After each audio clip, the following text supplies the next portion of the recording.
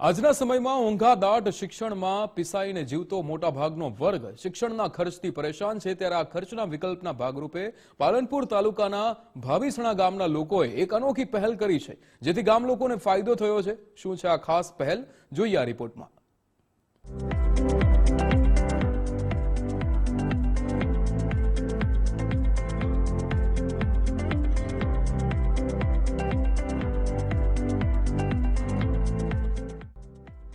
આજનું શિક્ષણ ખૂબ જ મોંઘું થઈ ગયું છે।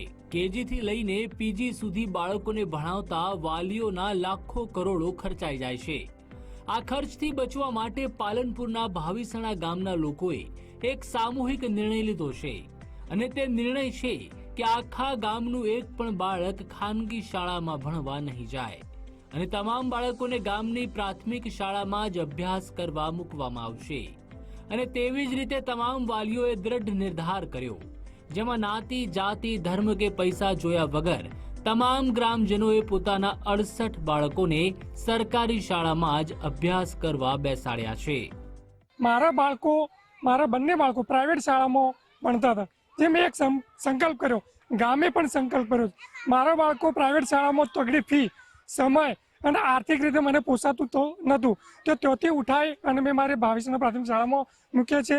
તો અહીંના સ્ટાફ વેલ એજ્યુકેટેડ સ્ટાફ છે, અહીંનું મફત શિક્ષણ છે, અહીંનું મધ્યાહન ભોજન યોજના ચાલે છે, તો મારા બાળકોને આ લાભ મળશે। હું પહેલાં અમે બજારની શાળાઓમાં ભણતા હતા, હવે અમે આ સરકારી શાળામાં આવી ગયા છીએ, તો હવે અમે મારા માતા પિતાના પણ પૈસા બચીએ છીએ અને અમે દોડમ-દોડ કરતા જ નથી। અમે અહીંયા સરકારી શાળામાં પણ અમારે સમયનો બચત થાય છે। હવે અમે સરકારી શાળામાં શિક્ષણ પણ સારું છે અને પાઠ્યપુસ્તક પણ અમે અહીંયાથી જ મળશે। ખાનગી શાળામાં અભ્યાસ કરાવતા વાલીઓને ખૂબ જ મુસીબતોનો સામનો કરવો પડતો હોય છે, જેમાં પ્રથમ તો બાળકને શહેરની ખાનગી શાળામાં બેસાડવું પડે છે, ત્યારબાદ ડોનેશન ભરવું પડે છે, અને મોંઘી દાટ ફી ભરી વાલીઓની કમર તૂટી જાય છે।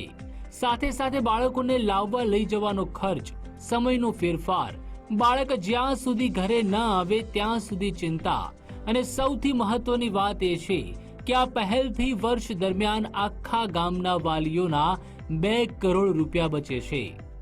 અમે અમારા ગામમાં સરકારી શાળામાં બાળકોને મૂકવા માટે છેલ્લા 1 વર્ષથી અમારી મહેનત હતી, અને અમે આ માટે આખું ગામ ભેગું કર્યું, વાલીઓને સમજાયા, ગામ બધું એકત્રિત કર્યું, એના માટે અમે બધી જ પ્રયત્ન કર્યા। અંતે અમારો નિર્ણય સફળ થયો અને વાલીઓ એગ્રી થયા, બાળકો એગ્રી થયા, શિક્ષકોને મળ્યા, શિક્ષકોએ પણ અમને ખૂબ સહકાર આપ્યો। આર્થિક નાણાકીય મુશ્કેલી પણ લોકોને જણાતી હતી, એના કારણે કે આ ખોટા ખર્ચા થાય છે અને બાળકોનું જેટલું જોઈએ એટલું રિઝલ્ટ મળતું નથી। એના કારણે ગામ લોકોએ, વાલીઓએ અને યુવાન મિત્રોએ ટીમ બનાવી અને કે પ્રાથમિક શાળા ભાવિસણા પ્રાથમિક શાળાની અંદર એમણે દાખલ કરવાનું વિચારી અને એક મહાન સફળતા મેળવવા માટેનો પ્રયત્ન કર્યો છે। અને હવે તો સરકારી પ્રાથમિક શાળાઓમાં તમામ પ્રકારની સુવિધાઓ મળે છે। કોમ્પ્યુટર લેબથી લઈને પુસ્તકો સહિત શિક્ષણની તમામ સામગ્રી સરકાર વિનામૂલ્યે પૂરી પાડે છે। સાથે સાથે શાળામાં એસએમસીની પણ રચના કરેલી હોય છે, એટલે કે સ્કૂલ મેનેજમેન્ટ કમિટીના સભ્યો પણ શાળામાં મુલાકાત લઈ ખાનગી શાળા કરતા અહીંયા શિક્ષણનું સ્તર ઊંચું આવે તેવા પ્રયત્ન કરતા હોય છે।